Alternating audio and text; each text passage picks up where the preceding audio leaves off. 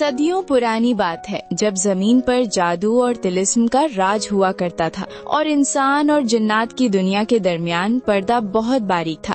مشرق کی جانب سلطنت فیروز نام کی ایک عظیم و شان ریاست آباد تھی جس کے چرچے 7 سمندر پار تک پھیلے ہوئے تھے۔ اس سلطنت کی زمین اتنی زرخیز تھی کہ اگر وہاں سوکھی لکڑی بھی گاڑ دی جائے تو وہ ہری ہو جاتی تھی اور وہاں کی نہروں میں پانی کی جگہ دودھ اور شہد جیسا شفاف مشروب بہتا تھا۔ اس سلطنت پر سلطان بہرام حکومت کرتا تھا جو اپنے عدل و انصاف اور دلیری میں اپنی مثال آپ تھا۔ سلطان بہرام کی شخصیت ایسی رعبدار تھی کہ جب وہ تخت پر بیٹھتا تو بڑے بڑے سورما اس کی آنکھوں میں آنکھیں ڈالنے کی ہمت نہیں کرتے تھے۔ مگر قدرت کا نظام عجیب ہے کہ جسے سب کچھ مل جائے اسے اولاد کی نعمت سے محروم رکھا جاتا ہے۔ برسوں کی دعاؤں اور منتوں کے بعد خدا نے سلطان کو 3 بیٹوں سے نوازا۔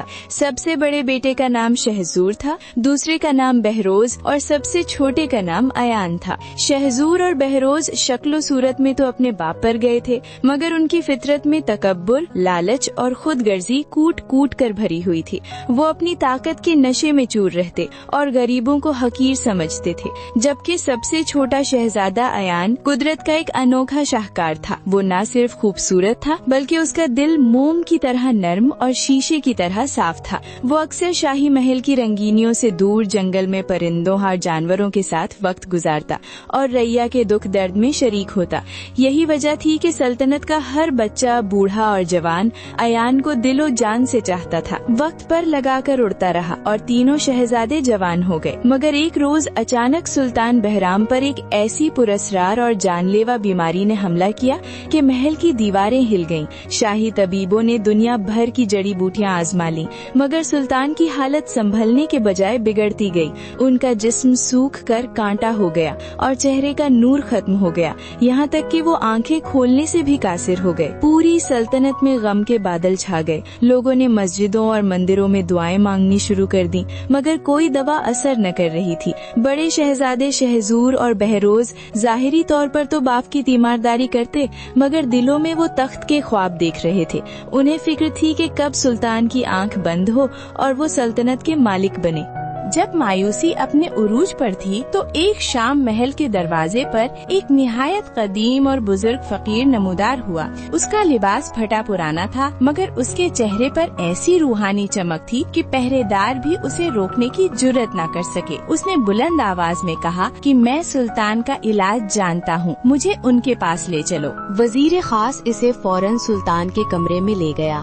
فقیر نے سلطان کی نبض پر ہاتھ رکھا اور کچھ دیر آنکھیں بند کر کے گہرا مراقبہ کیا، پھر اس میں آنکھیں کھولیں جن میں گہرا دکھ تھا اور کہا، بادشاہ سلامت، یہ کوئی عام جسمانی مرض نہیں بلکہ یہ سیاہ جادو کا اثر ہے جو آپ کے دشمنوں نے کوہ قاف کے جادوگروں سے کروایا ہے۔ اس جادو کی کاٹ دنیا کی کسی دوا میں نہیں۔ اس کا علاج صرف اور صرف 3 جادوئی انار ہیں جو کوہ قاف کی سب سے اونچی چوٹی پر واقع باغ ارم میں اگتے ہیں۔ یہ انار عام پھل نہیں، ان کے اندر زندگی، شفا اور دانائی کی روشنی قید ہے۔ پہلا انار کھانے سے آپ کے جسم کا زہر ختم ہو جائے گا اور آپ بیماری سے نجات پالیں گے۔ دوسرا انار کھانے سے آپ کی کھوئی ہوئی جوانی اور طاقت واپس لوٹ آئے گی اور تیسرا انار آپ کو وہ غیبی علم اور دانائی عطا کرے گا کہ آپ اپنے دوستوں اور دشمنوں کے دلوں کا حال جان سکیں گے۔ مگر یاد رکھیں، وہاں تک پہنچنا موت کے منہ میں چھلانگ لگانے کے برابر ہے، کیونکہ ان اناروں کی حفاظت آقائے ظلمت نام کا ایک نہایت خوفناک اور ظالم دیو کرتا ہے، اور راستے میں ایسے ایسے طلسم ہیں جو انسان کی عقل کو گم کر دیتے ہیں۔ وہاں صرف وہی شخص کامیاب ہو سکتا ہے جس کا ارادہ پہاڑ سے زیادہ مضبوط اور نیت آئینے سے زیادہ صاف ہو۔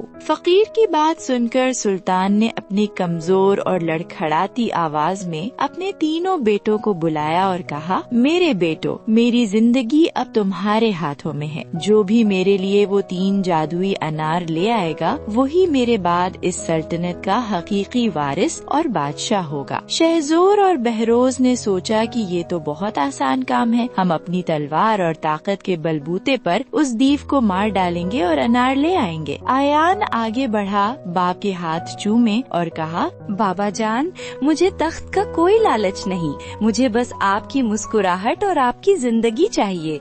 मैं वादा करता हूँ कि या तो वो अनार लेकर लौटूंगा या फिर अपनी जान दे दूंगा। तीनों भाइयों ने सफर की तैयारी शुरू कर दी। बेहतरीन अरबी घोड़े तैयार किए गए और खाने पीने का सामान बांधा गया। अगले ही रोज सूरज निकलने से पहले तीनों भाइयों ने महल को खैर बात कहा और सफर पर निकल पड़े। कई दिनों और रातों के मुसलसल सफर के बाद वो एक ऐसी वादी के दोराहे पर पहुँचे जहाँ से 3 अलग अलग रास्ते निकलते थे। वहाँ सदियों पुराना एक कुतबा लगा हुआ था जिस पर तीनों रास्तों की तफसील दर्ज थी। पहला रास्ता राहे आसाइश था, जहाँ हर कदम पर साया और पानी था मगर मंजिल बहुत दूर थी। दूसरा रास्ता राहे लज्जत था, जहाँ रंगो बू और ऐशो इशरत के सामान थे मगर वहाँ इंसान अक्सर भटक जाता था। तीसरा रास्ता राहे खतर था, जहाँ कदम कदम पर कांटे, आग और खौफनाक जानवर थे मगर ये सीधा कोहे काफ की तरफ जाता था। शहजोर ने कहा, मैं तो पहला रास्ता लूंगा क्योंकि बादशाह बनने के लिए जिंदा रहना जरूरी है। बहरोज ने कहा, मैं दूसरा रास्ता लूंगा क्योंकि मैं सफर की थकन बर्दाश्त नहीं कर सकता। आयान जानता था कि वक्त बहुत कम है और सुल्तान की सांसें गिनती की रह गई हैं। उसने अपने घोड़े का रुख राहे खतर की तरफ किया और अपने भाइयों से कहा, आप लोग अपना ख्याल रखना, मैं इस मुश्किल रास्ते से जाऊंगा, शायद मैं जल्दी पहुंच सकूं। भाइयों ने उसका मजाक उड़ाया और कहा कि तू वहाँ से जिंदा नहीं बचेगा और अपनी अपनी राहों पर चल दिए। आयान ने बिस्मिल्लाह पढ़ी और अपने घोड़े को इस वीरान और खौफनाक रास्ते पर डाल दिया। जैसे जैसे आयान आगे बढ़ता गया, मंजर और भी हैबतनाक होता गया। दरख्त सूखे हुए और जले हुए थे, जैसे वहाँ बरसों से बारिश न हुई हो। हवा में ऐसी सड़ांध और बू थी कि सांस लेना मुश्किल था। जमीन पर जगह जगह इंसानों और जानवरों की हड्डियां बिखरी पड़ी थीं, जो बताती थीं कि यहाँ से गुजरने वालों का क्या अंजाम हुआ है। मगर अयान ने हिम्मत न हारी, वो चलता रहा यहाँ तक कि दोपहर की शिद्दत से उसका गला सूख गया और घोड़े की हालत भी खराब हो गई। अचानक उसे रास्ते के किनारे एक निहायत बूढ़ी और कमजोर औरत नजर आई जो जमीन पर पड़ी कराह रही थी। उसके होंठ खुश्क थे और वो पानी पानी पुकार रही थी। अयान के पास मशकीजे में सिर्फ थोड़ा सा पानी बचा था जो उसकी जिंदगी के लिए जरूरी था, मगर उसने एक लम्हा भी जाया नहीं किए। वो सारा पानी उस बूढ़ी औरत के मुंह से लगा दिया। औरत ने पानी पिया और उसकी आंखों में चमक आ गई। पानी पीते ही वो बूढ़ी औरत एकदम से गायब हो गई और उसकी जगह एक इंतहाई हसीन और नूरानी परी नमूदार हुई जिसके परों से सुनहरी रोशनी निकल रही थी। परी ने मुस्कुराते हुए कहा, ऐ नेक दिल नौजवान, मैं बीबी नरगिस हूँ, कोहे काफ की निगहबान। मैं तुम्हारा इम्तिहान ले रही थी कि क्या तुम वाकई इस काबिल हो कि जादुई अनार हासिल कर सको। तुमने अपनी प्यास की परवाह किए बिना मेरी मदद की, इसलिए मैं तुम्हें ये सुनहरी पंख गोल्डन फेदर तोहफे में देती हूँ। ये सीमोर्ग का पंख है। जब भी तुम्हें मदद की जरूरत हो या कोई मुसीबत आए तो इसे हवा में लहरा देना, सीमोर्ग तुम्हारी मदद को आ जाएगा। और एक बात याद रखना, कोहे काफ के किले का दरवाजा ताकत से नहीं खुलता, बल्कि वहाँ सवालों के जवाब देने पड़ते हैं। और वो दीव आकाए जुल्मत सिर्फ 40 दिन में एक बार सोता है और आज उसका आखिरी दिन है। अगर तुम आज सूरज गुरूब होने से पहले वहाँ ना पहुँचे तो वो जाग जाएगा और फिर कोई ताकत तुम्हें नहीं बचा सकेगी। अयान ने परी का दिल से शुक्रिया अदा किया और पंख को हिफाजत से अपनी जेब में रख लिया। अब उसका सफर और भी मुश्किल हो गया था। सामने एक आतिशे समंदर था जिसका पानी उबल रहा था और उसमें से आग की लपटें आसमान से बातें कर रही थीं। इस समंदर को पार करने के लिए कोई कश्ती नहीं थी। अयान को परी का दिया हुआ तोहफा याद आया। उसने जेब से वो सुनहरी पंख निकाला और हवा में लहराया। देखते ही देखते आसमान पर एक बड़ा साया छा गया और बादलों को चीरता हुआ एक अजीमुल जुस्सा परिंदा सीमोर्ग नीचे उतरा। सीमोर्ग के पर इतने बड़े थे कि वो पूरे मैदान पर साया कर रहे थे। उसने अयान को अपनी पीठ पर बैठने का इशारा किया। अयान फौरन उसकी नर्म और गर्म पीठ पर सवार हो गया। सीमोर्ग ने एक जोरदार चीख मारी और फिजा में बुलंद हो गया। वो आग के समंदर के ऊपर से गुजरा जहाँ नीचे आग की नहरें बह रही थीं। सीमोर्ग की रफ्तार हवा से भी तेज थी और कुछ ही देर में उसने अयान को कोहे काफ की वादी में उतार दिया। वहाँ का मंजर दुनिया से बिल्कुल मुख्तलिफ और जादुई था। जमीन पर घास की जगह जुमरूद बिछे थे और पहाड़ याकूत और हीरों के बने थे। आसमान का रंग गहरा जामुनी था और वहाँ 2 चांद चमक रहे थे। सामने एक काले पत्थर का किला था जिसके दरवाजे पर अजीब व गरीब शक्लों वाले पहरेदार खड़े थे। मगर सीमूर्ख ने अयान को सीधा किले के अंदर बागे अरम में उतारा ताकि वो पहरेदारों से बच सके। बाग के अंदर पहुंचकर अयान की आंखें हैरत से खुली रह गईं। वहाँ हर तरफ खुशबू फैली हुई थी और बाग के ऐन दरमियान में एक सुनहरी दरख्त था जिस पर 3 चमकते हुए अनार लगे थे, जिनमें से निकलने वाली रोशनी ने पूरे बाग को रोशन किया हुआ था। मगर दरख्त के बिल्कुल नीचे वो खौफनाक देव आकाए जुल्मत गहरी नींद सोया हुआ था। उसका जिस्म किसी पहाड़ जितना बड़ा था। उसके दांत हाथी के दांतों जैसे और जिस्म पर बालों की जगह लोहे के कांटे थे। उसकी खराटों से दरख्त के पत्ते हिल रहे थे। देव के पास ही एक सोने के पिंजरे में एक इंतहाई हसीन लड़की कैद थी जिसके चेहरे पर उदासी थी और वो आंसू बहा रही थी। ये शहजादी महजबीन थी जो कोहे काफ की मलका थी और देव ने उसे जबरदस्ती कैद कर रखा था। शहजादी ने जब अयान को देखा तो उसने होंठों पर उंगली रखकर खामोश रहने का इशारा किया और आहिस्ता से बोली, ए इंसान, तुम यहाँ कैसे आ गए? अगर देव जाग गया तो हम दोनों को कच्चा चबा जाएगा। जल्दी करो, सूरज गुरूब होने वाला है और उसके जागने का वक्त हो गया है। वो सामने लगे अनार तोड़ो और भागो। अयान ने दबे पांव दरख्त की तरफ बढ़ना शुरू किया। उसका दिल तेज धड़क रहा था। हर कदम पर उसे डर था कि कहीं कोई सूखा पत्ता न टूट जाए। वो दरख्त के करीब पहुंचा और उसने बिस्मिल्लाह पढ़कर पहला अनार तोड़ा, फिर दूसरा और आखिर में तीसरा। जैसे ही तीसरा अनार शाख से अलग हुआ, दरख्त ने एक दर्दनाक चीख मारी और पूरा किला लरज उठा। जमीन हिलने लगी और देव आकाए जुल्मत की आंख खुल गई। देव ने जब देखा कि एक मामूली इंसान ने उसकी कैद में दाखिल होने की जुर्रत की है और उसके अनार चुरा लिए हैं, तो वो गुस्से से पागल हो गया। वो धारा, कौन है जिसने अपनी मौत को दावत दी है?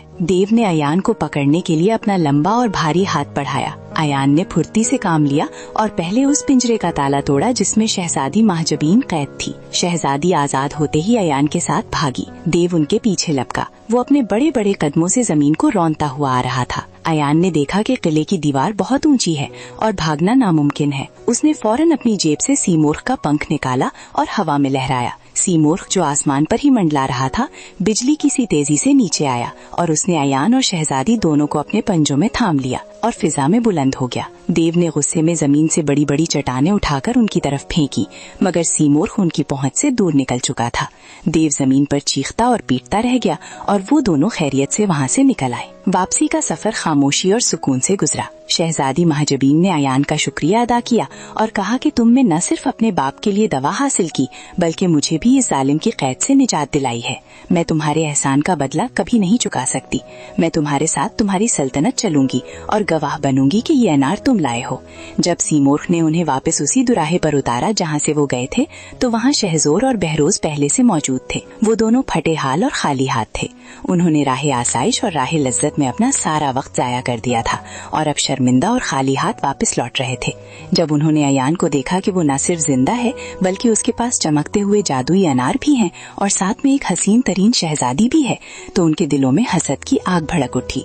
उन्होंने सोचा कि अगर अयान ये सब लेकर महल पहुंच गया तो हमारी रही सही इज्जत भी खाक में मिल जाएगी और तख्त हमेशा के लिए हाथ से निकल जाएगा। दोनों भाइयों ने फौरन मंसूबा बनाया और अपने चेहरों पर मसनूई खुशी सजाकर अयान का इस्तकबाल किया। शहजोर ने कहा, मेरे प्यारे भाई, हम खुदा का शुक्र अदा करते हैं कि तुम जिंदा वापस आ गए। हम तो नाकाम रहे, मगर तुम्हारी कामयाबी हमारी कामयाबी है। आओ सफर की थकन उतारने के लिए इस पुराने कुएं के पास थोड़ा आराम करें और पानी पिएं। अयान जो सादा दिल था, अपने भाइयों की मक्कारी को ना समझ सका।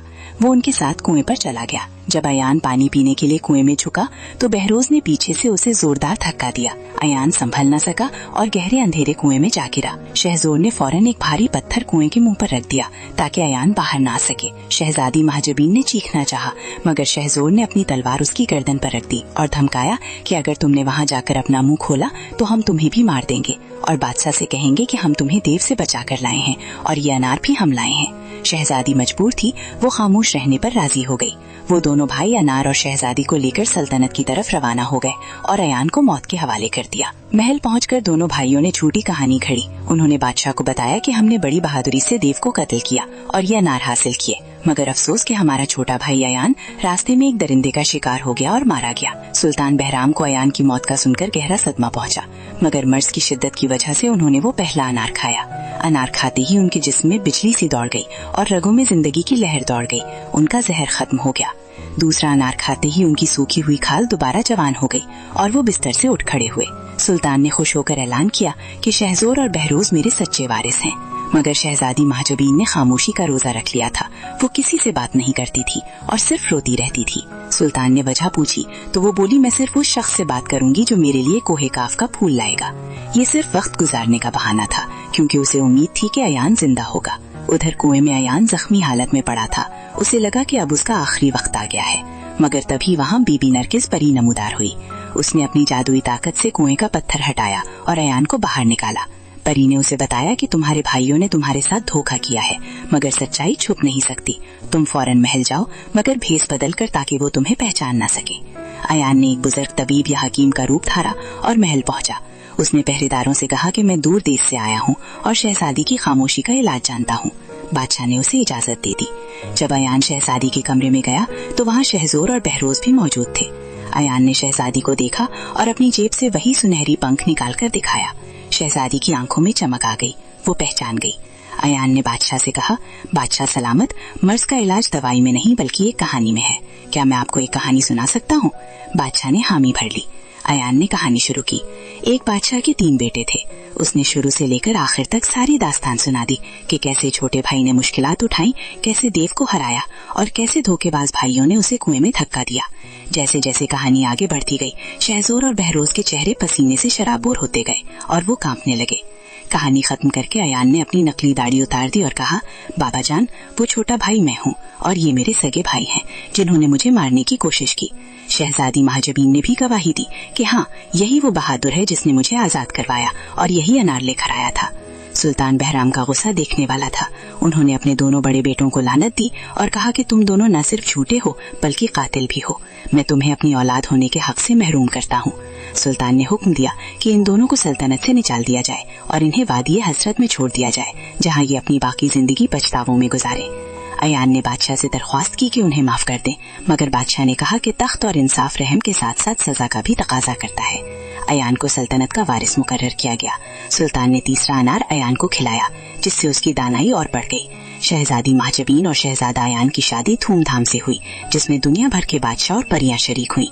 अयान ने अपनी रियासत को इतनी अदलो इंसाफ से चलाया कि लोग पुराने दुख भूल गए और सल्तनत फेरोज हमेशा के लिए खुशहाली और अमन का गहवारा बन गई। शहजादा अयान और शहजादी महजबीन की मोहब्बत और बहादुरी के किस्से आज भी कोहे काफ की वादियों में हवाओं के साथ गूंजते हैं कि सच्चाई को छुपाने वाले खुद मिट जाते हैं, मगर सच्चाई सूरज की तरह उभर कर सामने आती है और यही कुदरत का अटल उसूल है।